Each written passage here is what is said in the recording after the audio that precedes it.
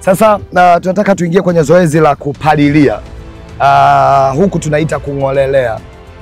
Kung'olelea ni nini? Kung'olelea ni kuondosha majani yaliyoota katikati ya mpunga. Na ndilo zoezi ambalo linaendelea. Ukiangalia kule ndugu zetu wale wote, hao watu wote kwa kazi wanayofanya inaitwa kung'olelea. Kwa hiyo hicho ndicho ambacho tunaenda kukifanya. Na subiri watu. So wale hapa uzuri wake kuna watu walikuja kwenye ile season 5 wakati wa kupanda. Kwa hiyo wakati wa kupanda ukiwa na kifungu kama hiki, unaona? Let me show you something. Unaona hivi? Yeah, hamna shida. Unaona kidude kama hiki? Wakati wa kupanda hizi ni mbegu nyingi sana hizi. Si unaona? Kwa hiyo hapa penyewe unaweza ukapita sehemu ambapo mpunga umekufa. Kwa hiyo unachofanya unapachukua kutoka huu, unafanya. Unapacha. Unaona hivi? Kwa hiyo hapa ukirudi hapa in 1 week 2 weeks, hii biashara haitakuwa na huu ambao tunauweka hivi viwiliwili. Hapa patakuwa tena pana kifungu kingine kama hichi. Kama hichi.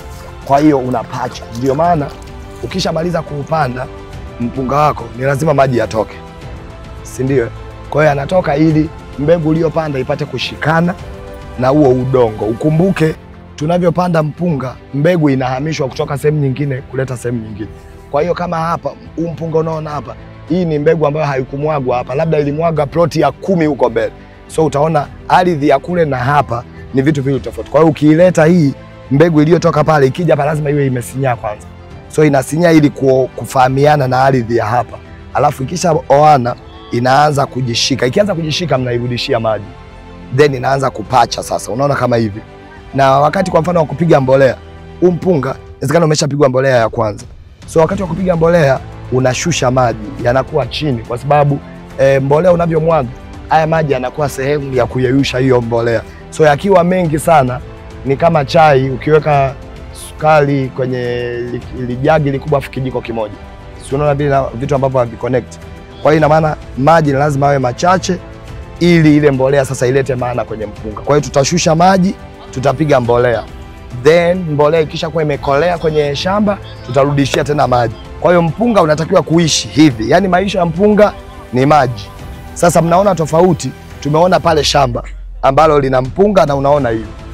Mmeona vile ambapo hamna maji. Sasa uhalisia wa ule mpunga unahitaji maji yenye kiwango hiki. Sasa kwa akili ya kawaida hata kama huna uzoefu, waza kwamba anayapata wapi maji ya kuyatuhamisha yakae hivi yule tuliyomuona pale mwanzo. So there is no way atapata maji haya, si ndio? Kwa hiyo yule pale hasara ni 99.999. Tumebakiza hiyo moja tu kwamba kama Mungu atafanya muujiza wa mafuriko kwa pale. Lakini hapa ni uhakika maji yapo. Kwa nini maji yapo? Kwa sababu shamba lilivyo designiwa, ile barabara tuliyopita wakati wa kuja, mnaona tulipopaki magari pale, kulia kwa yale magari pale ni ule mfereji na unaona umejaa maji. Ule unaitwa mfereji wa maingizio. Kwa hiyo ukitaka maji yaje hapa, pale kuna kamlango unafungua tu chap, maji yanakuja.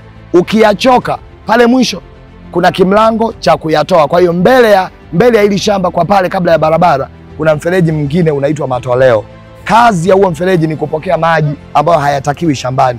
Unayamwaga huko, alafu unafungua kule yanaingia mapya. Yale yanayotoka yanachukua direction nyingine na mengine ndio yanaenda kwenye mashamba yaliyoko nje ya mradi, ambayo ndio watu wanaobeti sasa ndio wanayasubiria hayo mnayoyatoa nyinyi kwa kule mwisho. So it's better upate shamba la namna hii ambalo lina uhakika wa maji. Kwa hiyo ukilima kwenye plot kama hivi, kukosa mpunga ni matatizo ya mwenye shamba. Yaani ni wewe utakuwa hujaamua kuutunza huo mpunga. Sasa mpunga unahitaji matunzo. Mmeona hapa watu wanapiga dawa. Sasa hivi tunaonyesha sehemu zingine wanapiga mbolea. Tunaona wale walioko upande wa pili, nikitaka muone hiyo pia. Upande wa pili, hii shamba sasa hizi, hao watu mnaowaona hapo katikati wanapalilia, wanang'olelea. Kwa hiyo wanatoa majani. Haya mnayoona haya yametoka Kwa hiyo umeajiri watu wamekuja kuyang'oa haya. Yalikuwa yameota, yani sio yametolewa hapa, yalikuwa yako hivi. Yalikuwa yanaishi. Kwa hiyo wameyang'oa wanayatupa. Kwa hiyo hii tuta lote hili limejaa majani ambayo yalikuwa kwenye mpunga. Sasa wale wanaolimaga kwa simu ndio matatizo yanakuwa hivi. Huko tukipiga picha hapa kukuonyesha, si ujui hata kama kuna majani. Kwa hiyo unaona mambo mazuri, lakini hili jani likiwekwa hapa hautapata matokeo kwenye kuvuna. Nao mmejaribisha kupiga dawa, mmefanya vizuri, mliokuwa mmevaa yale madumu, na nimeona wengine hata hujagusa. Bwana Yesu asifiwe. Amen. Yaani hujajaribisha. Kwa hiyo nataka ujaribishe hivi vitu, kwa sababu kesho wewe si ndio bosi wa shamba. Utakapomwajiri mtu aje akupigie dawa, unamwambia kitu ambacho unakijua. Ukimwambia mtu kwa habari ya kupalilia, kumwaga mbolea, at least una idea, hata kama utajua ile kiprofessional, lakini una idea kwamba dawa inavyopigwa inapigwa hivi. Haya madumu yote haya yanauzwa, yananunuliwa. So instead of kuyakodisha, wewe umeyapata madumu kama unajua kazi yake kwamba haya madumu ni ya kumwagia dawa. Kwa hiyo huyu mgeni na shamba huko.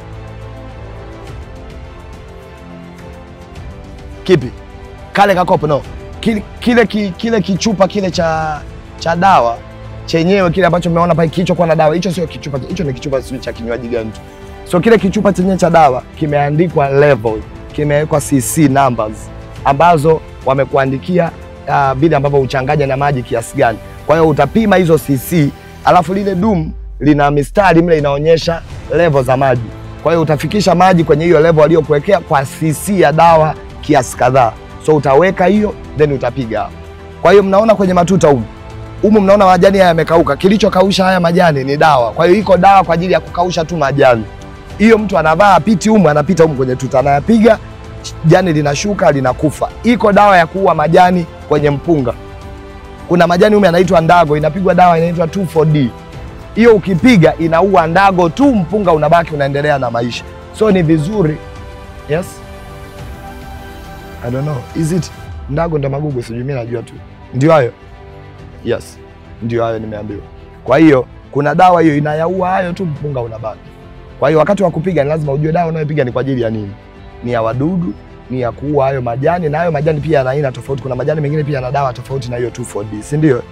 Sasa kwa jitu tunakimbizana na muda. Tumeshaelewa kwenye kipengele angalau cha dawa, tumepata idea anyway, si ndio? Very good.